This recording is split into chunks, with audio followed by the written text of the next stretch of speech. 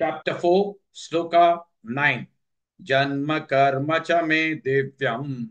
Janma karma cha me divyam. Janma karma cha me divyam.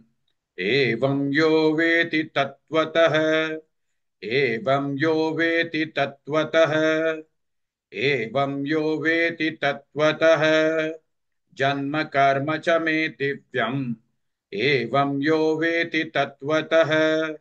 जन्म कर्म च मे दिव्यम् एवं यो वेति तत्त्वतः जन्म कर्म च मे दिव्यम् एवं यो वेति तत्त्वतः जन्म कर्म च मे दिव्यम् एवं यो वेति तत्त्वतः जन्म कर्म च मे दिव्यम् एवं यो वेति तत्त्वतः त्यक्त्वा देहं पुनर्जन्म त्यक्त्वा देहं पुनर्जन्म त्यक्त्वा देहं पुनर्जन्म नैति मामेति सोऽर्जुन नैति मामेति सोऽर्जुन नैति मामेति सोऽर्जुन त्यक्त्वा देहं पुनर्जन्म नैति मामेति सोऽर्जुन त्यक्त्वा देहं पुनर्जन्म नैति मामेति सोऽर्जुन त्यक्त्वा देहं पुनर्जन्म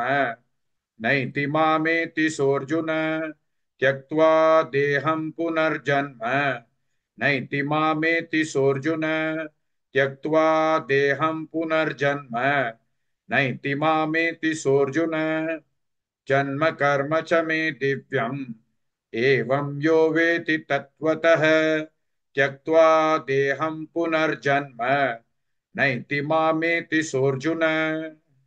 Please like and share this video because you could be instrumental in helping someone around the world recite the Srimad Bhagavad Gita, thereby helping them to have a life of unending opulence, victory and prosperity.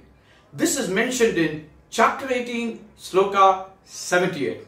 Yes, don't forget to buy my book, Leadership Can Be Child's Play. Namaste.